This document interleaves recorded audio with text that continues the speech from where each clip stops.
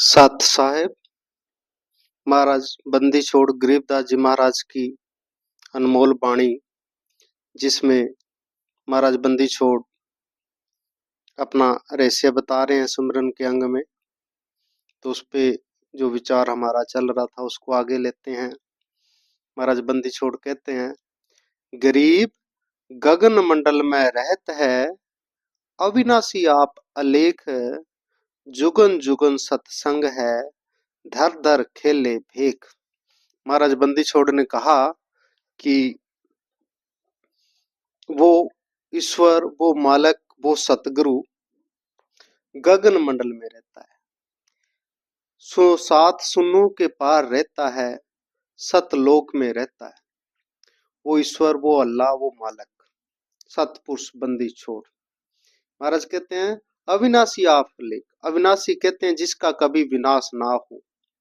गीता में भी भगवान श्री कृष्ण ने अर्जुन को कहा कि हे अर्जुन, अविनाशी तो तुम केवल उसको जान जिसका कभी भी जन्म मरण नहीं है, और वो सिर्फ और सिर्फ परमात्मा ही हो सकता है जो जन्म और मरण से रहित है। महाराज कहते हैं वो सतगुरु, वो बंदी छोड़ उस परम धाम में रहता है, परम लोक में रहता है, सचखंड में रहता है। महाराज कहते हैं जुगन जुगन सत्संग है, धर धर खेले भेख। कि हर युग में वो मालक आता है, इस धरा पे आता है, हम जैसा रूप बना के आता है, हम जैसा बन के आता है, और हमको संदेश देने के लिए आता है। हम आरती में भी कहते हैं ना, ये जीव जब हृदय से पुकार करता है, पुकार कैसे करता है कि इस 84 के बंधन से छुटकारा दिलाने के लिए ये पुकार करता है। कहते हैं ना, कैसे कर छूटे 84 जूनी संकट बहुत तरासी। ये इस जूनियों का जो बहुत ज्यादा झमेला है, पता नहीं कौन सी जूनी मिल जाए, किस जूनी में क्या हो जाए। तो इससे बचाने के लिए, सत भक्ति का संदेश देने के लिए कौन आते हैं? वो बंदी छोड़ आते हैं, वो सतगुरु आते हैं, उस परम धाम से चल के। महाराज ने कहा भी, जुगन जुगन हम कहते आए, भव सागर से जीव छुटाए, कर विश्वास श्वास को पेखो, या तन में मन मूर्त देखो। भाई हर एक युग में हम आए, हमने आके सत भक्ति का संदेश दिया और इन जीवों को समझाया। पर ये जो जीव है, इसके अंदर माया का प्रभाव होने के कारण इसको जो है उस परम धाम का जो संदेश है ये सुनता अनसुना कर देता है। पर वो मालक इस जीव से प्यार करता है, इस आत्मा से प्यार करता है, क्योंकि ये आत्मा जो है उस मालक का ही अंश है। और जब इस आत्मा की सच्चे हृदय से पुकार होती है, तो वो मालक, वो कुल सतगुरु उस पुकार को सुनता है। महाराज गरीबदास जी ने आगे अपने वाणी में बड़ा विस्तार से इस विषय में लिखा है कि चिंटी के जो पैर होते हैं ना, एक छोटी सी चिंटी होती है, उसके पैर कितने होते हैं, और उसके पैरों की अगर कोई पायल हो, पायल के घुंघरू हो, तो अगर उस घुंघरू की भी आवाज हो, तो वो मालक अपने उस परम धाम में सुन लेता है। शर्त एक ही है, शर्त एक ही है। किसकी बात सुनी जाती है? आप कहोगे कि हमारी बात तो नहीं सुनता। आपकी बात क्या सुने? हम सभी जब कहीं भी मत्था टेकते हैं, तो हमारी एक डिमांड होती है, हे मालक एक गाड़ी दे दे, एक बंगला दे दे, बेटा नौकरी नहीं लगा, ये नौकरी लग जाए, नौकरी लग गया तो शादी नहीं हुई, शादी होगी तो बच्चे नहीं हुए। ये डिमांड है ना। तो इनको थोड़ी ना मालिक सुनेगा, ये हृदय की पुकार थोड़ी ना है, ये तो दुनियावी झमेलों की पुकार है। और जिसकी सच्चे हृदय से पुकार होगी, तो वो मालिक के दरबार में, महाराज ने कहा है, एक चिंटी के पैर की पायल के घुंघरू की आवाज भी वो मेरे मालिक के दरबार में सुनी जाती है। पर शर्त है पूर्ण विश्वास और पूर्ण समर्पण, जिसके अंदर होगा उसकी पुकार सुनी जाएगी। महाराज बंदी छोड़ गरीबदास जी ने अपनी वाणी की शुरुआत कहाँ से की? उन्होंने कहा, गरीब पर पटन पर लोक है, जहाँ अदली सतगुरु सार, भक्ति है से उतरे पाया हम दीदार। कि परपटन परलोक है, कि वो सतलोक है जहाँ पे वो मालक रहता है। ये परपटन परलोक है जहाँ अदली सतगुरु सार, भक्ति है से उतरे पाया हम दीदार। वो तो इन जीवों के हृदय की पुकार सुन के, इन जीवों को 84 के बंधन से मुक्त कराने के लिए उस परम धाम से चल के आते हैं। वो अलग अलग रूप में आ जाते हैं, पता नहीं वो किस जीव को कौन से रूप में मिल जाए, कोई पता नहीं है। महाराज कहते हैं, बंदी छोड़ गरीबदास जी आगे विस्तार से इस विषय में लिखेंगे। गरीबदास निज रूप की कुछ ना मर्यादम। इस जो परम पुरुष परम परमात्मा है, वो किसी भी रूप में आके, कहीं भी आके किसी को कुछ भी संदेश दे सकते हैं। जैसे हम कथा ले रहे थे सदने कसाई की, तो सदने को एक बकरे के अंदर कौन बोला?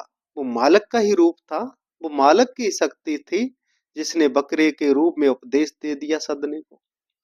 तो ऐसे ही पता नहीं किस जीव के अंदर कैसा ख्याल मालक किस जीव से क्या बुला दे, वो मालक ही जानता है।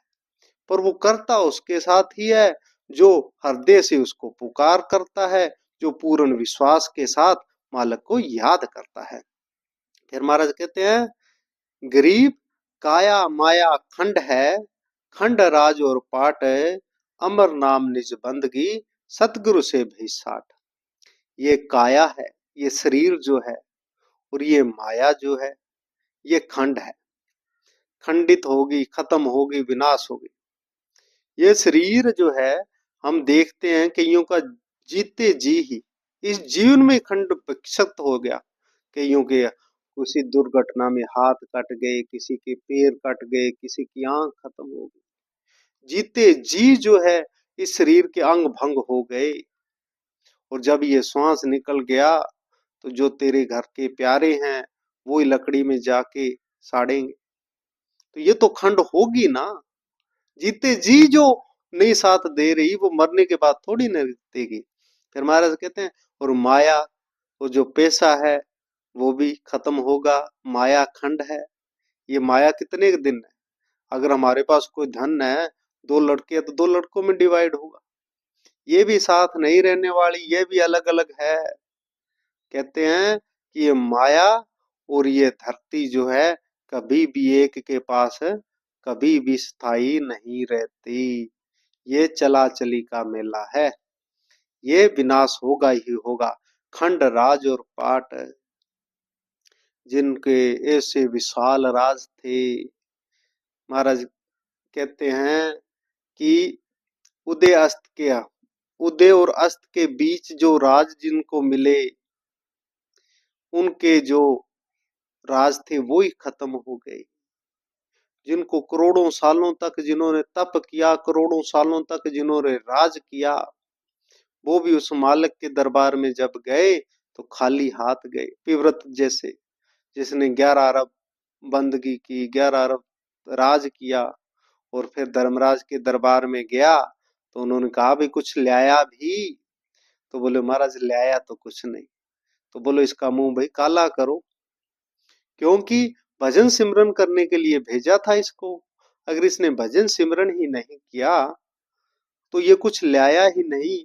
तो जो राज था और जो धन दौलत थी, जो सुंदर देही प्राप्त सी, वो सारी तो इस मृत मंडल की है। और इस मृत मंडल में जो भी दिख रहा है वो नष्ट होगा, वो खंड होगा ही होगा। इसलिए तेरे को वो काम करना चाहिए जो सतगुरु के दरबार में तेरी लाज रखे। सतगुरु के दरबार में सिर्फ और सिर्फ एक नाम का सिमरन, उस मालिक से प्रेम प्यार ही ऐसा है जो उस दरबार में मंजूर होगा। तो महाराज कहते हैं, काया माया खंड है, खंड राज और पाट, अमर नाम निज बंदगी, सतगुरु से बैसाठ। अगर सतगुरु के साथ में जुड़ गया, अगर सतगुरु की संगत करी और सतगुरु से नाम दान लिया, तो वो अगर तुमने एक बार भी नाम सिमरन किया ना, अगर एक पल भी नाम सिमरन किया ना, तो वो तेरा परमानेंट है, वो लिखा जाएगा उस मालिक के दरबार में। और जो ये दुनियावी है ये कोई काम नहीं आने वाला। फिर महाराज कहते हैं, अमर अनाहद नाम है, निर्भय अपरंपार, रहता रमता राम है, सतगुरु चरण जोहार। कि अगर तेरे को सात्विक सुख चाहिए, शाश्वत सुख चाहिए, परम आनंद चाहिए, निज अमर देही चाहिए, जहां कोई इच्छा भी तेरी सब पूरी हो जाए, ऐसा चाहिए, तो एक काम कर, तू संतों के, सतगुरु के चरणों की सेवा कर। उनके ही चरणों से तेरे को वो परम धाम, परम लोक, परम आनंद की प्राप्ति हो सकती है। फिर महाराज कहते हैं, अविनाशी निश्चल सदा कर्ता को कुर्बान, जाप अजपा जप्त है गगन मंडल धर ध्यान। बिन रसना हुई बंदगी, बिन चिश्म्यों दीदार, बिन स्वर्ण बानी सुने निर्मल तत्व निहार। ये यहाँ पे बंदी छोड़ ने पूरा विस्तार ही दे दिया। इसको समझने के लिए तो बहुत विस्तार की जरूरत है, आगे भी विस्तार में आएगी। बात क्या है, मूल क्या है, वो ये है कि जब हम सतगुरु से कोई नाम लेते हैं, जाप लेते हैं, तो पहले पहले हम जो है वो सिर्फ और सिर्फ बोलते हैं। जैसे कोई राम राम बोल दिया, या ओम नमो भागवते वासुदेव दे दिया, या ओम सोहम दे दिया, या कोई और मंत्र दे दिया, ओम नमः शिवाय दे दिया, राम राम हो गया। ये सारे जो मंत्र है ये जाप में आ जाते हैं। और जब तक जाप रहेगा, जब तक जाप रहता है, तब तक ये मन जो है कंट्रोल नहीं होता। जाप से मन बहुत कम कंट्रोल होता है। किसी के पिछले कोई पूर्ण कर्म हो, पीछे कोई राज ऋषि रहा हो, पूर्ण साधक रहा हो, और किसी कारणवश किसी बंधन के कारण उसको इस इंसानी जन्म में आया हो, उसकी तो हो सकती है कि इस मन पे जाप से ही पूर्ण कंट्रोल पा ले। परंतु जाप से जो ये मन है, साधारण जो जीवों का मन है, 99% जीवों का जो मन है, ये जाप से कंट्रोल नहीं होता। तो ये होता किससे है कंट्रोल? ये अजप्पा से होता है। जब हम जाप करते करते करते करते जब अजप्पा की ओर जाते हैं, अजप्पा जाप की ओर जाते हैं, तो जप्पा जाप में ये जाके ये मन रुकने लग जाता है, मन पर कंट्रोल होने लग जाता है। जैसे जैसे हमारा जप्पा का जाप सिमरन बढ़ता जाएगा, ये मन पूरा कंट्रोल होने लग जाएगा।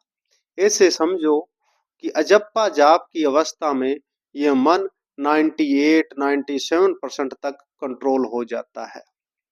और अजप्पा के जाप के समय यह मन कहीं भी नहीं भटकने वाला, हर पल एक विचार शून्य हो जाता है जब हम अजप्पा जाप की अवस्था में आते हैं।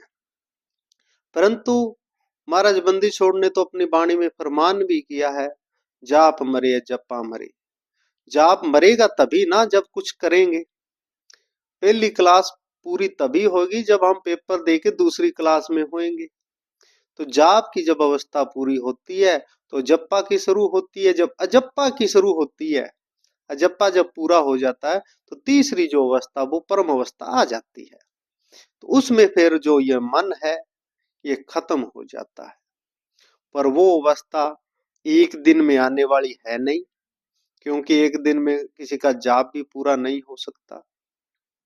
इसलिए लगातार सतगुरु से उपदेश लेके सतगुरु के सानिध्य में उसका सिमरन किया जाए, उसका ध्यान किया जाए, तो जाप से जप्पा आएगा, जप्पा से अनंत और अनंत से आगे परम जो अवस्था है उस तक हम पहुंच सकते हैं।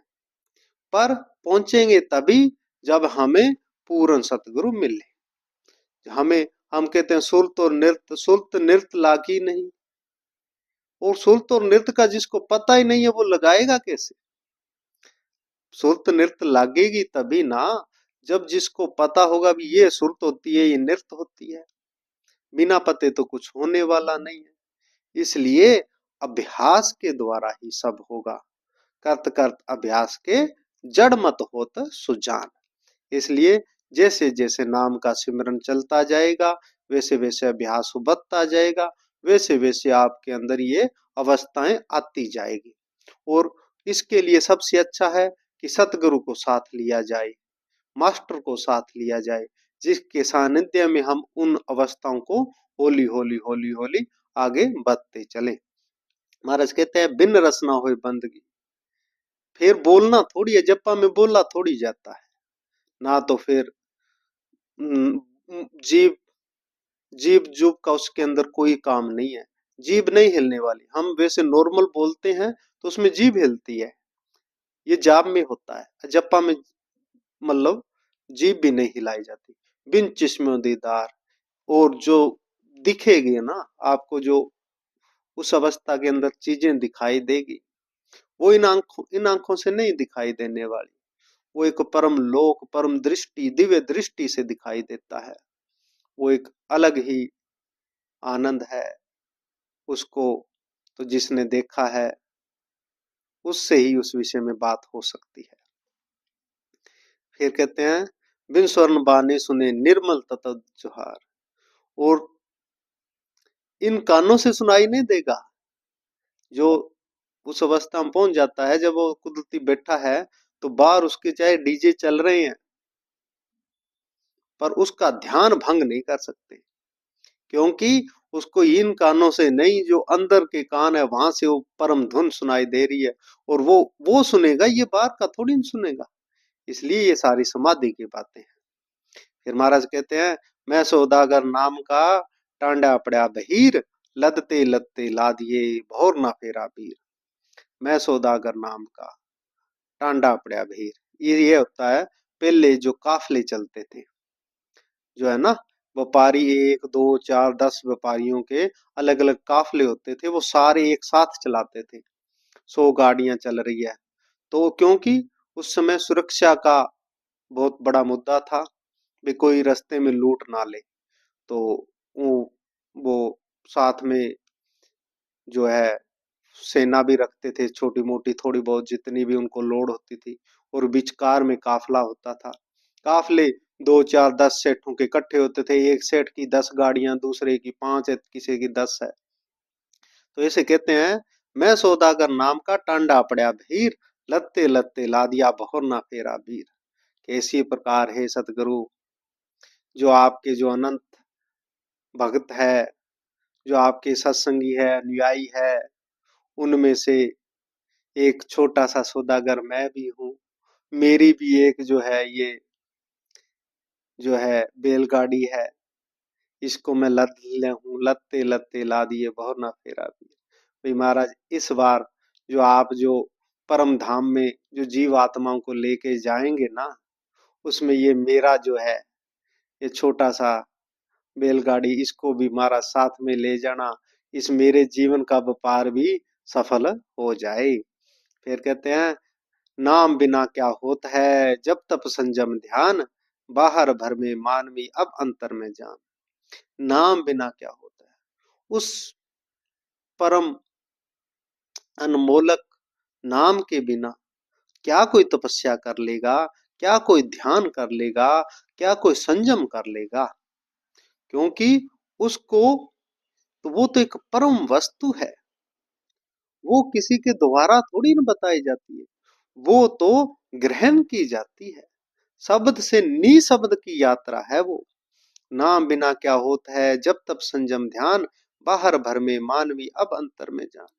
हम ये इंसान है, ये 3 गुणों के प्रभाव के कारण ये बाहर ही दिखावे के अंदर ही सब समेट के बैठा है, बाहर ही भरम रहा है, कभी अंदर की यात्रा की ही नहीं। और जिसने अंदर की यात्रा की ही नहीं, वो पूर्ण नाम नहीं मिला जिसको, उसका कोई भी होने वाला नहीं है।